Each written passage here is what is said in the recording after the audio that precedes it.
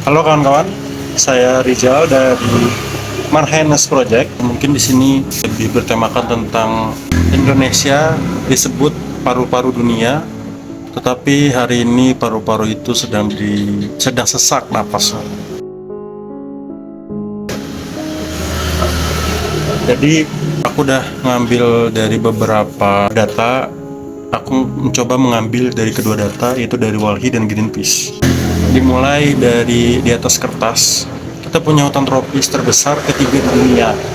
Tapi di lapangan, lebih dari 26.000 hektar hutan hilang hanya karena tambang nikel. Dan puluhan ribu hektar lainnya lenyap karena sawit dan proyek energi yang disebut hijau. Greenpeace mencatat ekspansi nikel untuk industri baterai, kendaraan listrik justru menimbulkan deforestasi besar-besaran. Ironisnya, industri yang katanya menyelamatkan malah menghancurkan hutan tropis kita. Contoh banyak yang terjadi di Maluku, Sulawesi, hingga Papua. Gunung-gunung dikeruk, sungai berubah menjadi lumpur, air tak lagi bisa diminum. Warga adat kehilangan tanah dan identitasnya. Dan Walhi mencatat sedikitnya 47 perusahaan besar itu diduga merusak lingkungan dan terlibat dalam korupsi sumber daya alam. Kerugian negara mencapai lebih dari 437 triliun.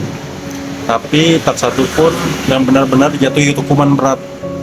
Jadi negara apa ini? Ya, kawan-kawan bisalah mempertanyakan itu ya kepada orang yang lebih berwenang mungkin. Alam dieksploitasi, rakyat dikorbankan, sementara korporasi terus dilindungi. Polusi udara di kota-kota besar di Indonesia kini termasuk yang terburuk di Asia. Greenpeace memperkirakan kerugian ekonomi akibat polusi udara mencapai 10 triliun setiap tahun. Ya, cukup sangat banyak. Jadi, di balik setiap embusan asap, ada anak-anak yang sulit bernafas. Ada orang tua yang kehilangan masa hidup. Dan generasi yang nanti akan tumbuh dalam udara yang beracun. Jika itu terus berkelanjutan atau terus terjadi terus-menerus, laut kita yang dulunya biru itu pun tak lagi biru. Tidak ada lagi laut yang indah. Sampah plastik menutupi terumbu karang, limbah tambang mengotori pesisir, dan reklamasi merampas ruang hidup nelayan kecil.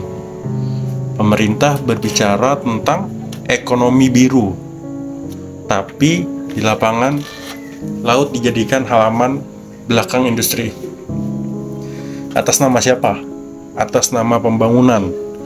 Padahal di balik itu hanya ada kepentingan investasi, bukan kesejahteraan rakyat, tapi kesejahteraan korporasi, kesejahteraan para pejabat-pejabat yang memegang kekuasaan itu. Dan di sini juga Walhi menyebut ini bukan transisi energi, tetapi transaksi energi. Bumi dikorbankan untuk laba jangka yang pendek. Namun, di tengah gelapnya situasi, rakyat masih bisa melawannya. Masyarakat adat mempertahankan tanahnya dengan begitu banyak upaya.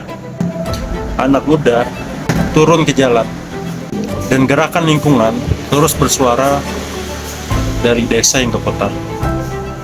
Mereka bukan anti pembangunan, tidak. Mereka menuntut keadilan ekologis. Pembangunan yang berpihak pada manusia dan alam. Alam Indonesia bukan warisan untuk dijual, tetapi warisan untuk dijaga. Karena ketika hutan habis, tambang kering, dan udara berhenti bernafas, uang gak akan bisa membeli kehidupan. Maka dari itu, saya mengajak kawan-kawan sekalian, mari kita membuka mata, membuka telinga, mendengarkan dan melihat. Mari kita jaga bumi sebelum bumi berhenti menjaga kita. Terima kasih.